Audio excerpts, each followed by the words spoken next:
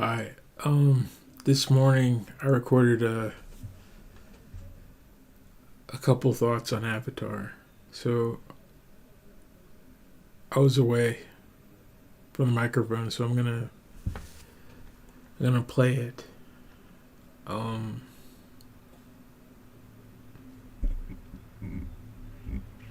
okay, this is about an hour.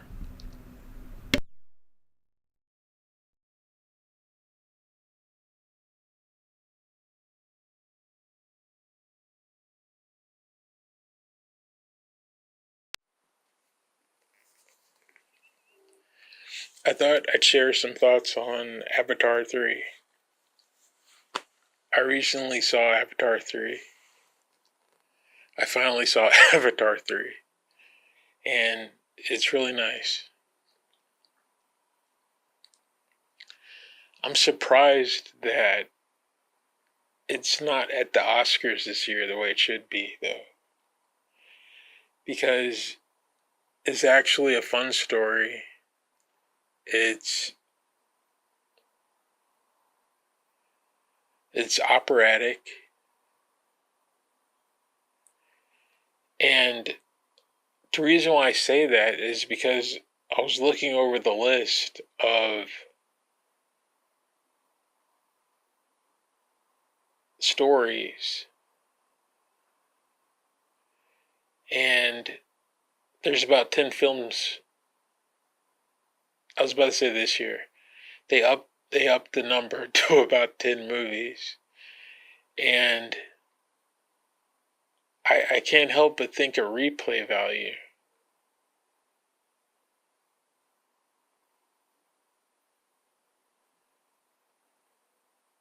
One battle after another was really good,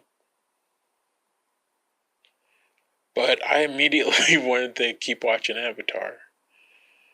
It's 3 hours, and I wouldn't have minded a four hour movie. There's stuff like the human condition in the Criterion Collection, which is 9 hours, and I'm not sure if that's one. I think it's one film, but they may or may not have broken it up as a series. Like there's chapters to it. There's an intermission.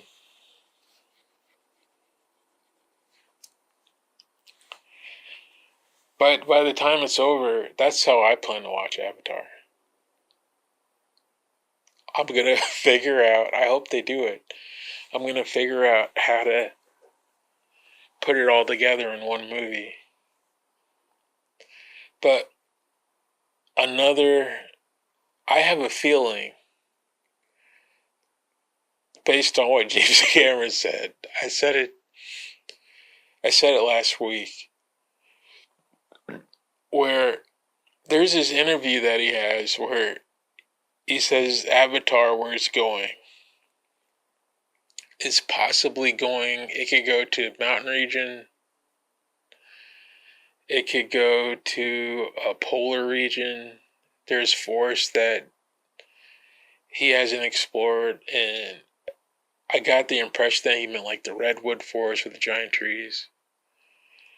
It's it's more of a regular forest right now, but Navi in this one, the third one, it's more of a. It almost looks swamp territory. There there are deep woods in this one where there's like a creek.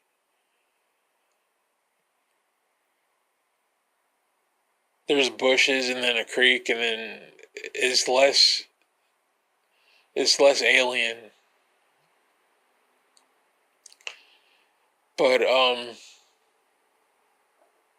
I got the impression that he's happy making Avatar, and Avatar could happily go on forever.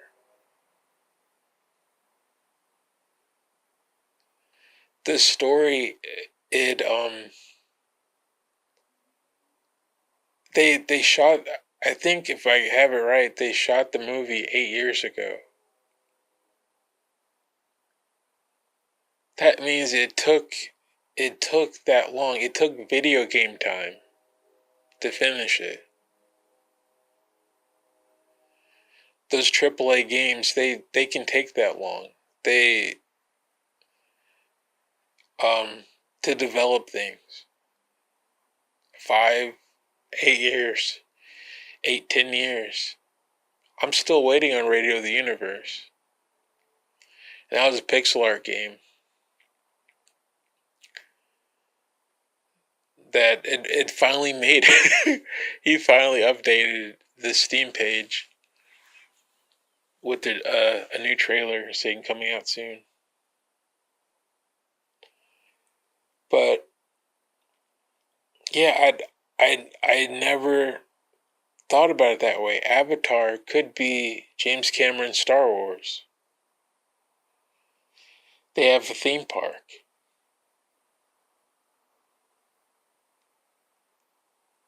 That never crossed my mind. But what would you do at an Avatar theme park?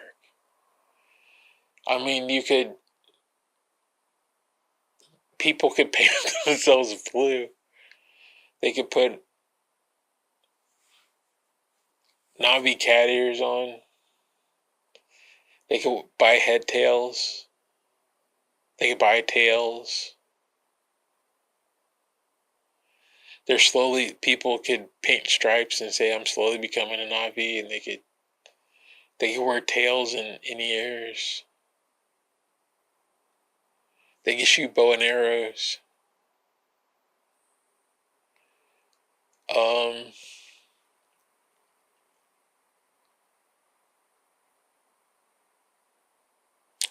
Yeah, it's interesting. You could walk in, it would be Native American activities. You'd walk in and they'd have craft your own bowl.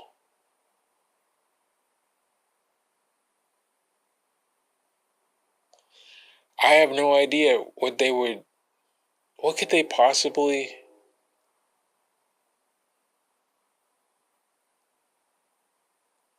It could be I'd put together more Avatar. If I ran the Avatar theme park, I know I'm going off topic a little bit, but if I ran an Avatar theme park, the first thing I would do is make more Avatar story. I'd have people walk through stage plays.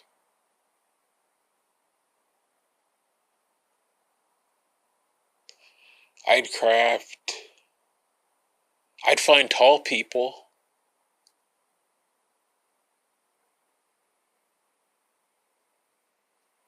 I'd hire all sorts of tall people.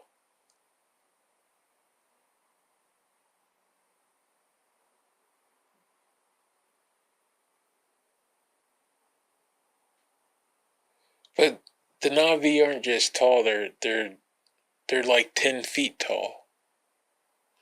They're 8 to 10 feet.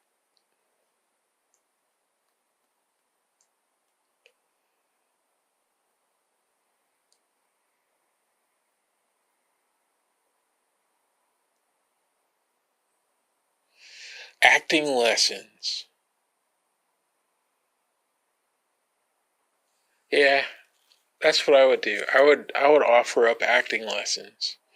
People could walk in and they could learn how to walk and talk and be like a Na'vi.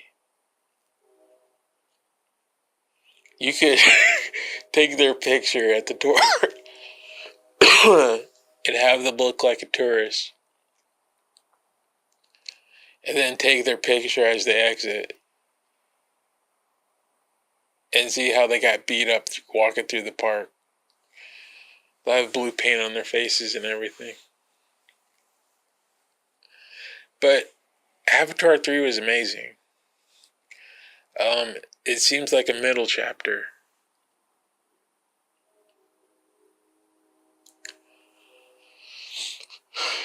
The thing about middle chapters is that you feel like a complete story wasn't written. But what I think that the first movie was saying that this is an empathy journey, and Avatar 3 is the not the Colonel. Yeah, the Colonel's empathy journey.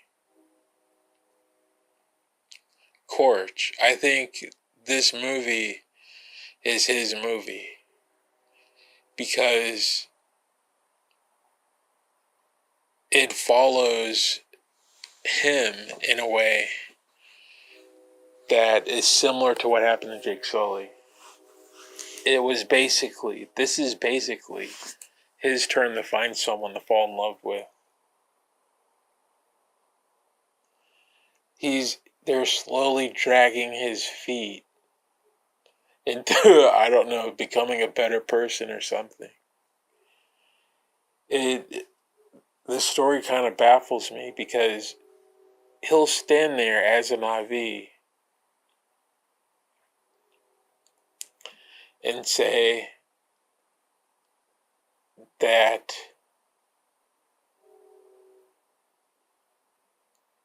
he wants the people of Earth to mine it for resources and tear up Pandora. But he brings, I can't remember her name all of a sudden. Starts with a V.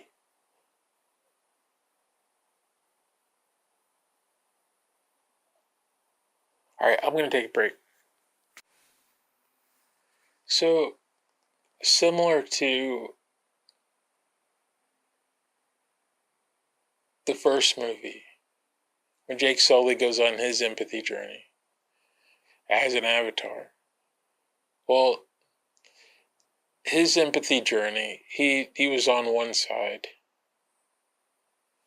and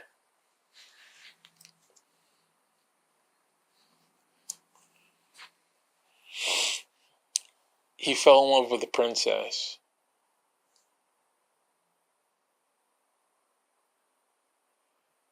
And by the end of the movie, he's got enough empathy for the people that he was attacking that he's become one of them, literally, physically. He's empathized to the point where he is no longer a human being. He is now full on Na'vi. And in that movie, they fight the Colonel, which means he's on the opposite end. He wants Earth not to die. And he'll lead the charge to just go mine that planet for resources. And this movie kind of opens your eyes to what's going on, because while they say the sky people just want unobtainium, it looked like they were building a giant factory city. Those things just grow and spread out. It looked like Coruscant. It was a giant Star Wars reference. When that was the one, by the way, that was the brightest part of that whole movie. I couldn't stop smiling. It's so bright. When she hops off the dragon, it says "By Jake Sully." That is so bright. That's why I'm wondering, why wasn't this at the Oscars this year and at Best Picture? That's a car that just went by.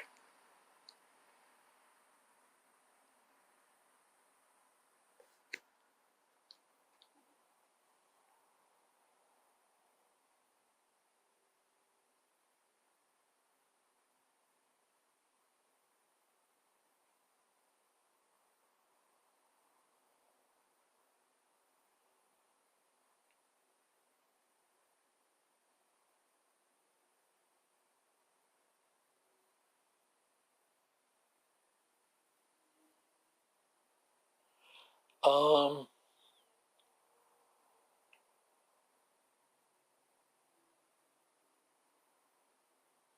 where was it? Oh, the Colonel.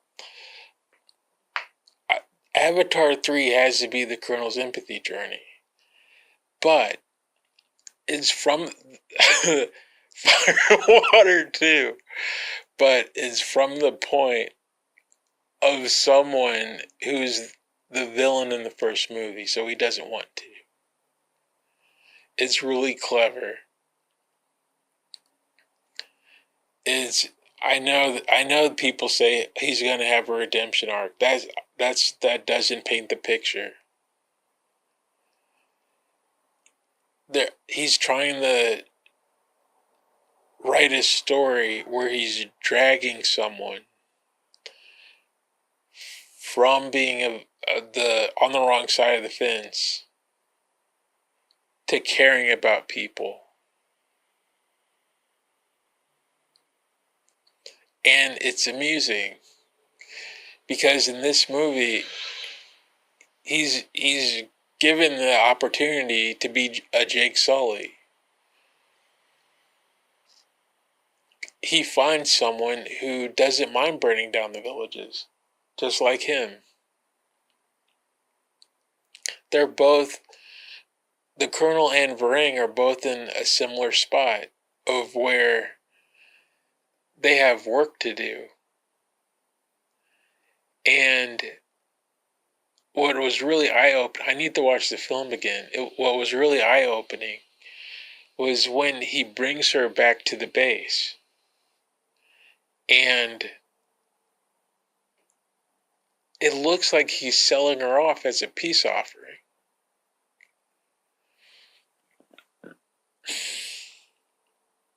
I couldn't put it together. In his mind, was he saying we got one, or now we have some of them on our side?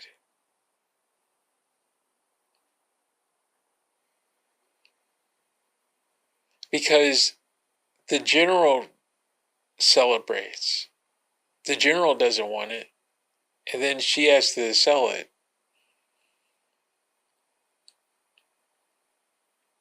He marched Jake Sully in, and then he marched the Fire Tribe in right behind.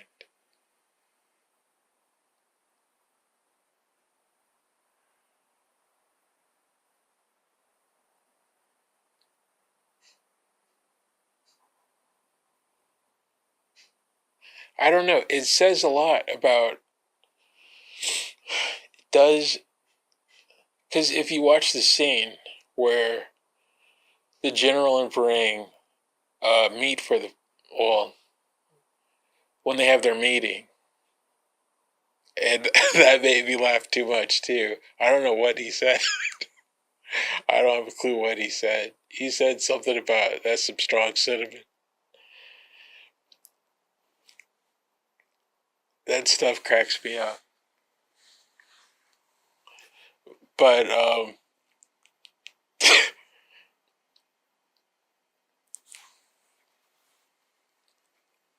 whatever he said is hilarious.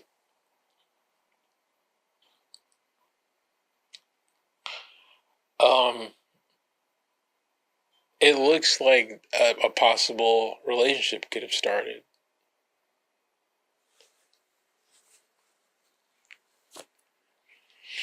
I don't think Varang is going to, based on her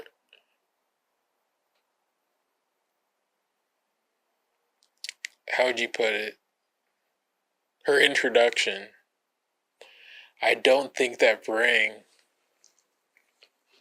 would open up to anyone like that. If you make it into her hut, I don't think she's going to sit down, stir up the fire bowl, and start talking about her childhood.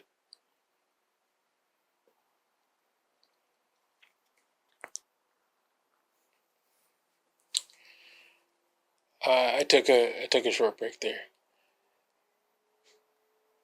the idea, I think Corge and Varang are in the same space. I think I, I think that if I don't think that she invites people into her tent, and if she does, it's probably a rare thing that she talks about her life story. I think that the two of those characters recognize that they're both outsiders.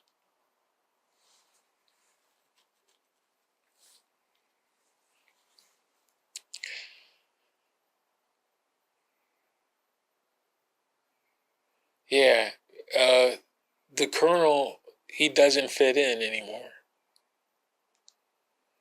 They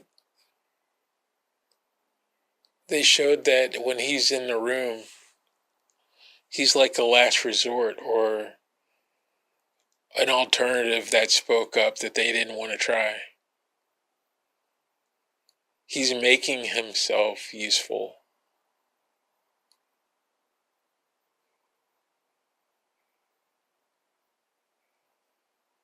Um,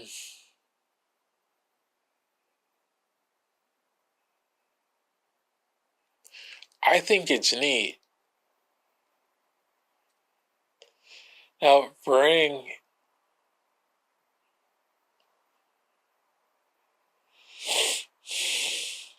is an interesting story because there's something about the fact that they're they're kind of like pirates.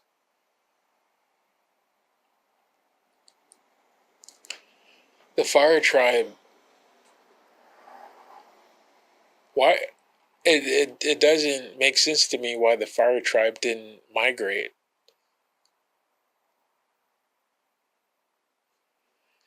The Na'vi have such a strong connection to their home tree that they're basically saying even if it burns down, that's our home tree. And they'll have to try and rebuild it, I guess. But their forest is cleared out.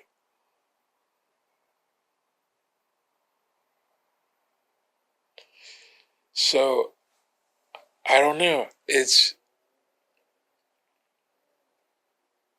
they went to war instead of trying to fix the land. That's something worth looking up. I don't know what forest doesn't it make it stronger for minerals to grow?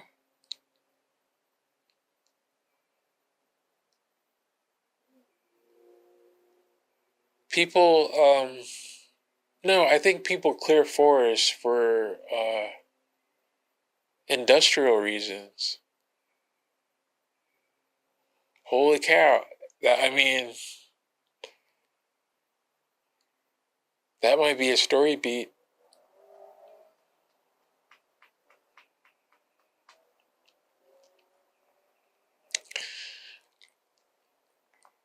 I wouldn't be surprised if in the future Ring started wearing people clothes.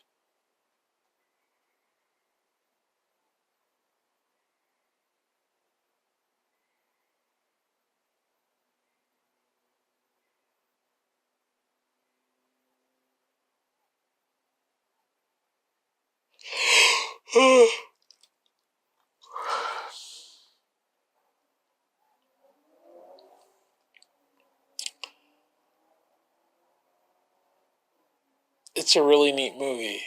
Um, a lot of people.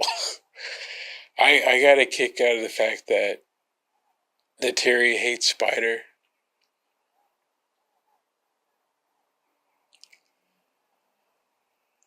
It's funny,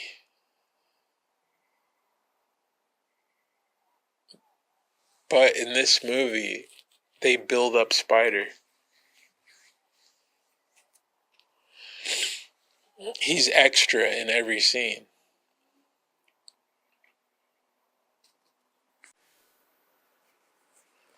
But when you thinking about it,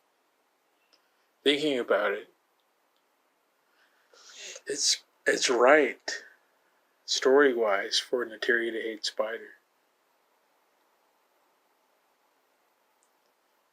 Because she hates his guy people. I know how that sounds. She hates the sky people attacking. Those sky people. She's fine with the Peace Corps folks. But on top of that, it's the son of the man that's trying to kill her in her house with her family, day in and day out, all day. Which means that looking at him is thinking of, I bet for her, from time to time, is thinking that her family isn't safe.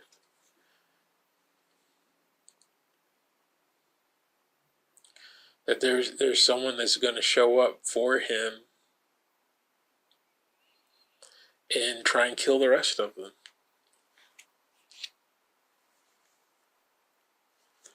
So she looks over and he's having fun, and it's like, get out of here.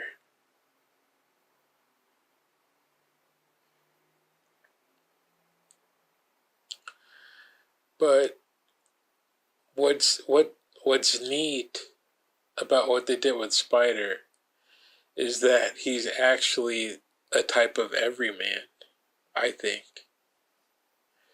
He's the perspective of everyone on Earth who's in a problem of where their planet's dying or dead. And then they see Pandora and it's lush and it's green. And there's people who know how to keep it that way. And all they have to do is join in.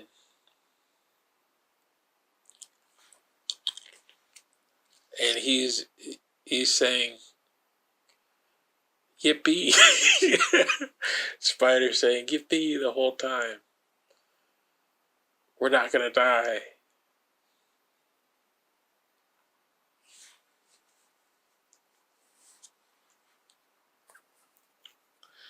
And then Neytiri looks over at him. And she's like, get off my planet. Just die.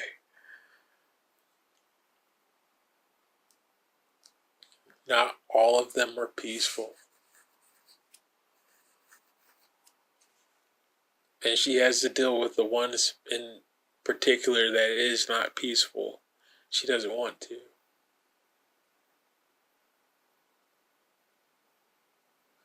I forgot what she said. She said something like, my father's bow isn't happy. Look at it.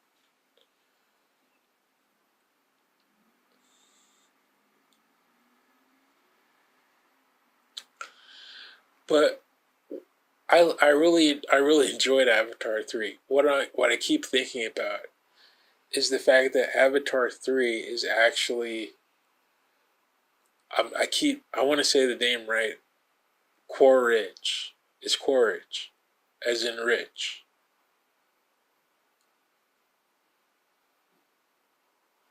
It's the Colonel, is his movie of where it's his turn to walk through what Jake Sully went through. And I looked it up. I know I mentioned it. I looked it up. This is me coming back later. I looked it up. He is actually in a romantic relationship with Vrang. it is a parallel. It's the Colonel's turn to try and figure out what empathy is. He has to care. The idea is for him to learn what it means to care about somebody else and not what he wants. Is to see somebody else's ways and try and empathize.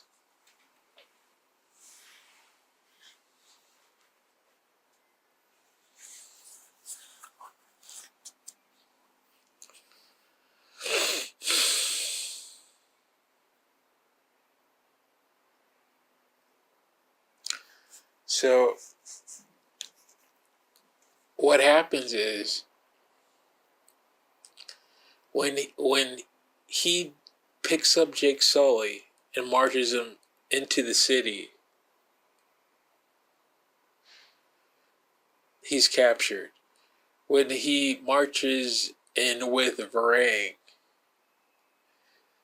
he's not trying to sell her off. He's actually doing the empathy journey. And he's saying they don't have a place to stay. Their tree is dead. They can stay in the city.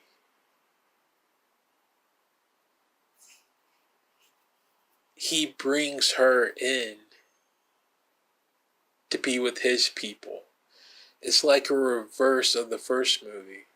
I didn't realize that.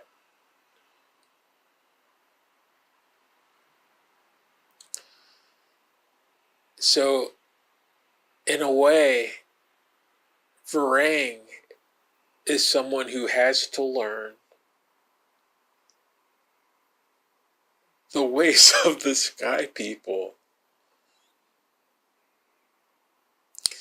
Her village burnt down is similar to Earth being tapped for resources.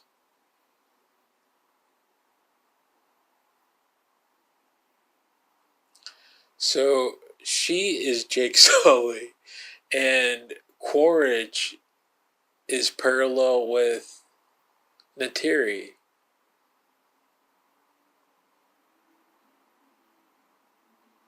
So what does that look like? She was full of hate.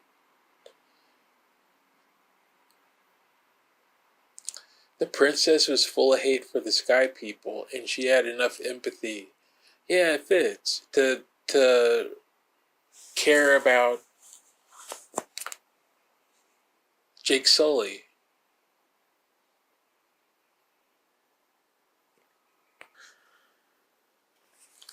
I think it's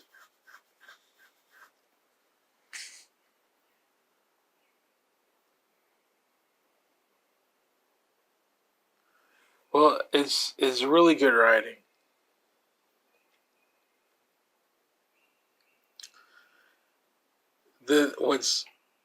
What I have to wrap my head around is the fact that they both are lacking in empathy. They both have to be taken to where Jake Sully and Neytiri are. Which makes me look at them. I don't think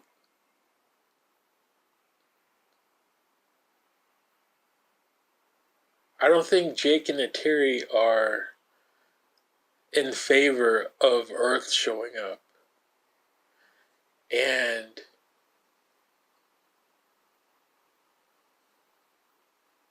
having a city, and maybe they pollute a little bit, and it's a bit of Earth on Pandora. I think Jake Sully has gone full Na'vi, and he's like, join their ways, or stay on your planet. Don't show up and tear up this place.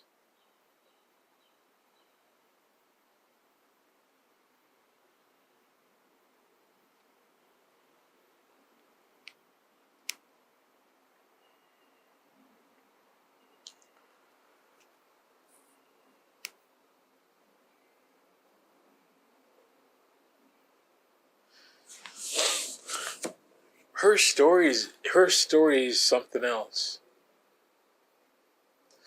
because the Na'vi care about their home tree, and she cares about, well, that fire tribe.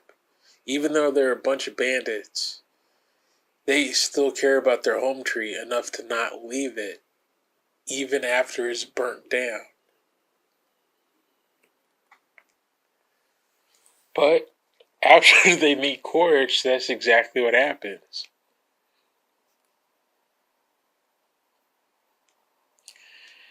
He introduces that tribe to, I guess, resources. They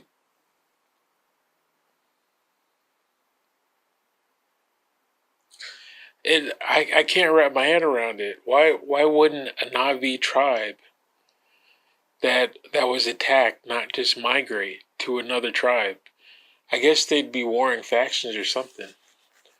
They didn't want to get absorbed.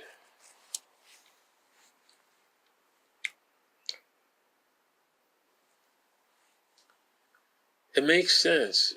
I'm gonna look it up. What I'm thinking of is deforestation. If I know that people burn down forests it makes the job of clearing them easier for when you're building. But I could have sworn that that's also used for a type of fertilization. But hold on. Okay, I'm back. Apparently there are some good forest fires, small fires. If when people use fire for clearing forests, it's burning of the wood to release nutrients back into the soil. Something about pine cones.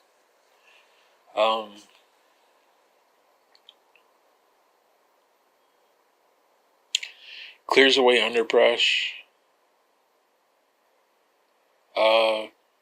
Dead trees are renewed.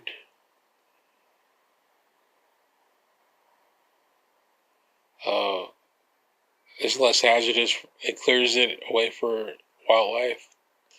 Less hazardous space. The big thing is sunlight hitting the forest floor again. Clears away underbrush. And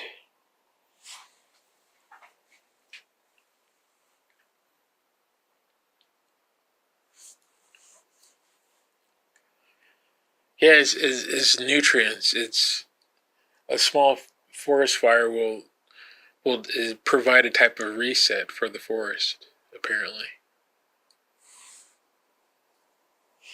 So applying that, that avatar, I hate to say it, that bandit group may have needed a reset.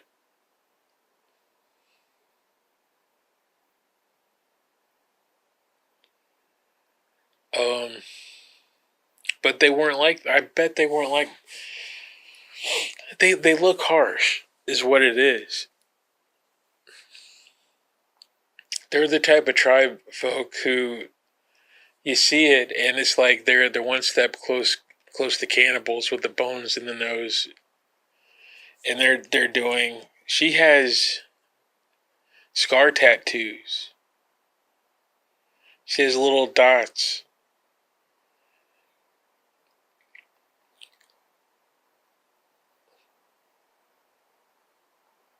That mark along her brow. So that's some pain tattoo stuff.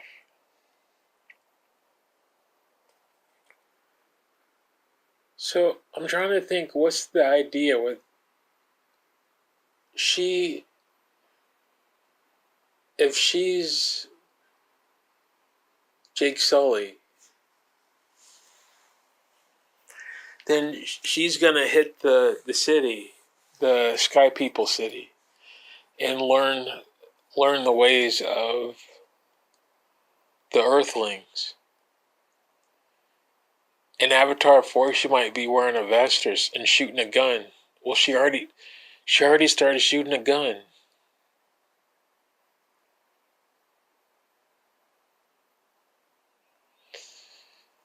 But that's toxic.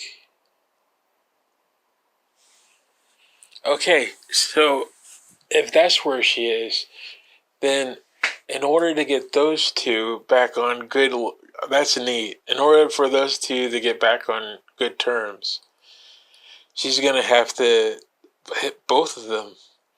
They're gonna have to like the Peace Corps and not the military.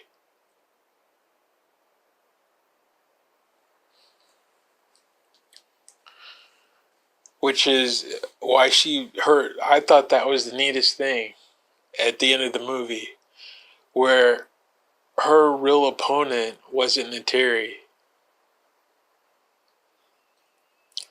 She started something in the beginning of the movie, but her real opponent was Kiri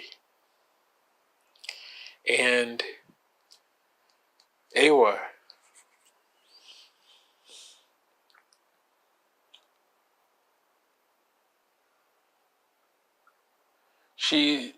She's upset at Eywa for not looking after her tribe like all the other tribes on Pandora.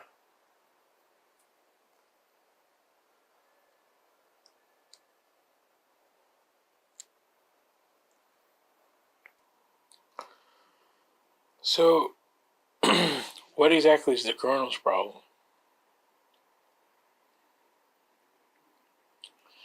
If he's Neytiri, then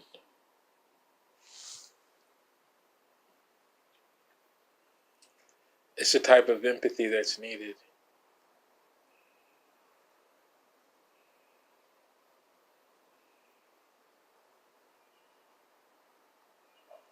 He has to get past attacking the Na'vi.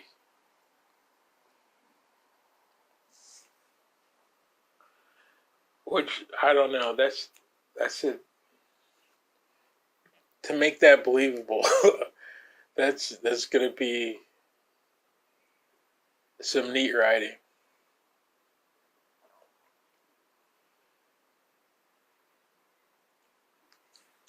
I think they already started it with the general showing up.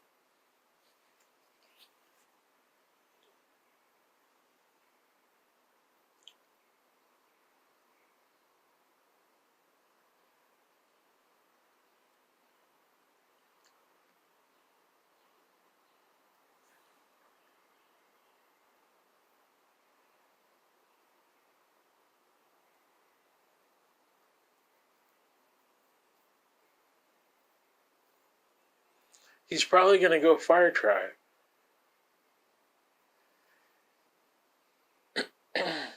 they they didn't treat him too well. The the military. He looks like an outsider. It seems like they're treating him like that.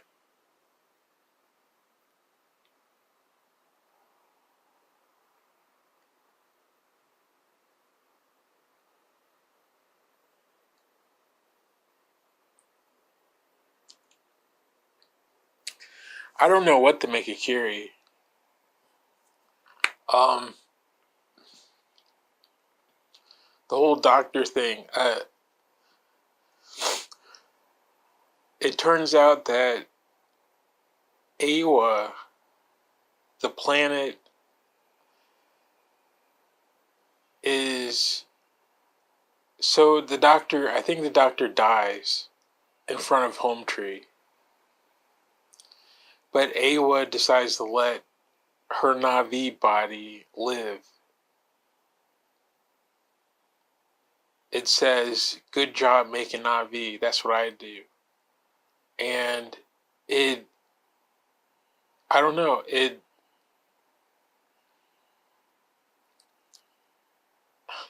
the type of high five that happens.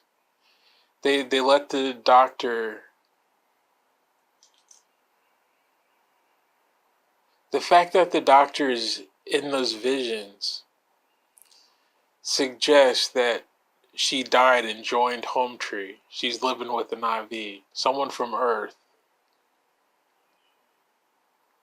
made it to Pandora, died, and was welcomed among the people in spirit. She's a ghost. I don't know what it means. It's like, it's not, it can't possibly be the afterlife or heaven, or I don't know what. It's like memories, they're talking to the dead.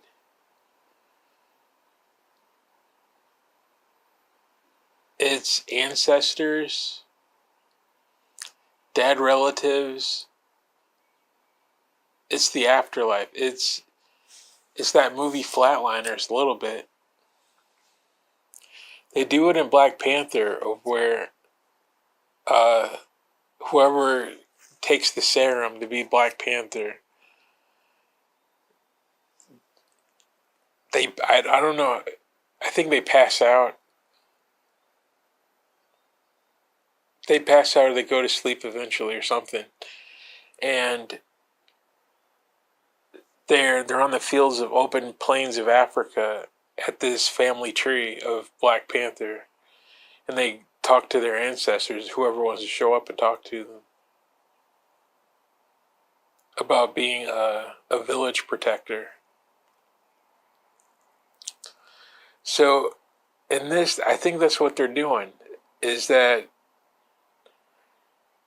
Home Tree allows for some sort of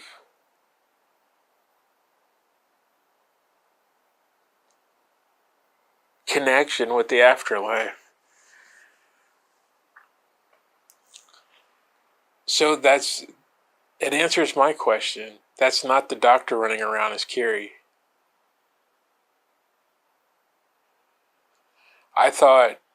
For a moment, I thought that the doctor was given, just like Jake Sully, a second chance in an avatar body. And then they sat in the stasis tube wounded and with nothing to do created another avatar body. And then she hops in that thing. It's like a Russian doll or something like that. And then she's running around as Kiri. Which is neat, is the idea that she was given a second chance. She sounds older is what I'm pointing at. She sounds older than her age, which suggests to me that her avatar body was a 1-1 replacement. Parts of it are just waiting. It's like a clone or a copy.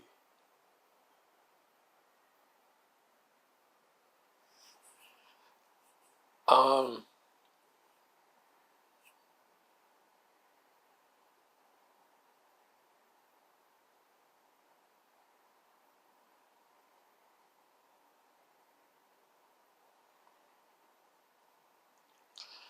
yeah, I don't know.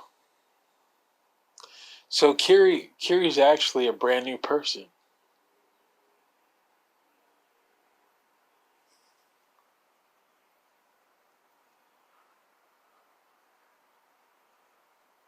It's an idea. I have to wrap my head around it. I was enjoying the idea of the doctor running around as a brand new Na'vi. But no, that's a clone. It's like Quaritch. That is the doctor's daughter.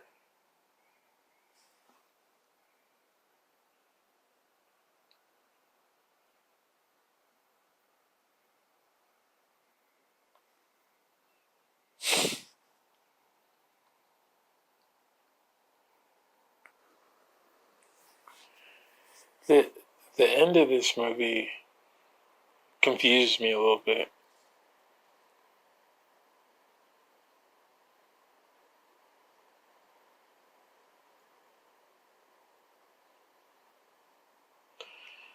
Um, when Corge squares, he he he holds off in fighting Jake Sully because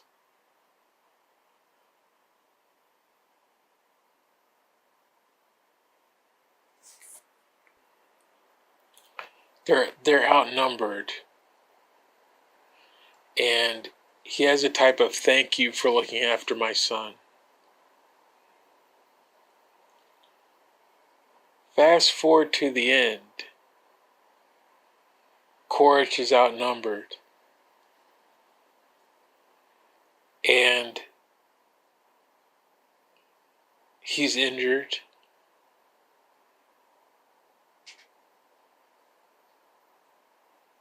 And he backs off. But what he does is, instead of... It's confusing me.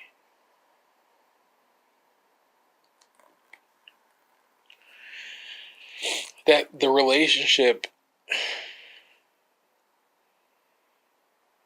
of these characters, Quaritch is... What this movie is saying that is, so far, he has an empathy of giving up and not attacking Jake Sully that Jake Sully doesn't have for Quaritch.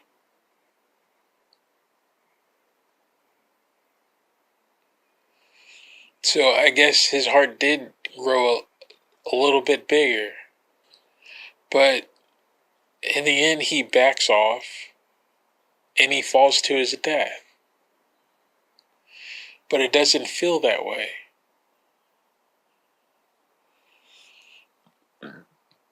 So two things might happen. Either he becomes a type of Pandoran and he's going to hit a bunch of leaves on the way down.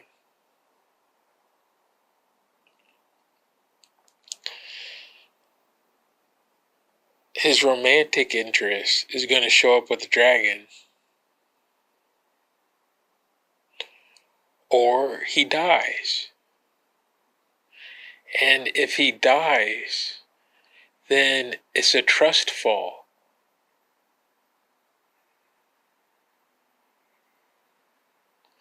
If Corge falls off that cliff, I'm sure the audience understands this, but I like saying it. If Corge jumps off that cliff,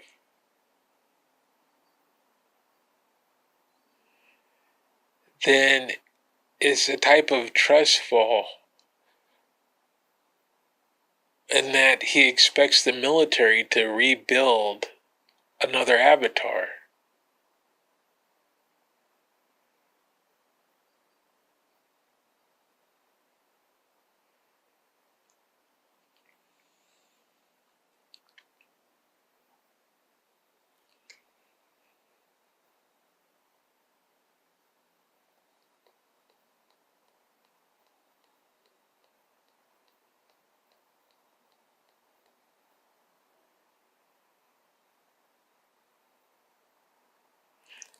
I don't know.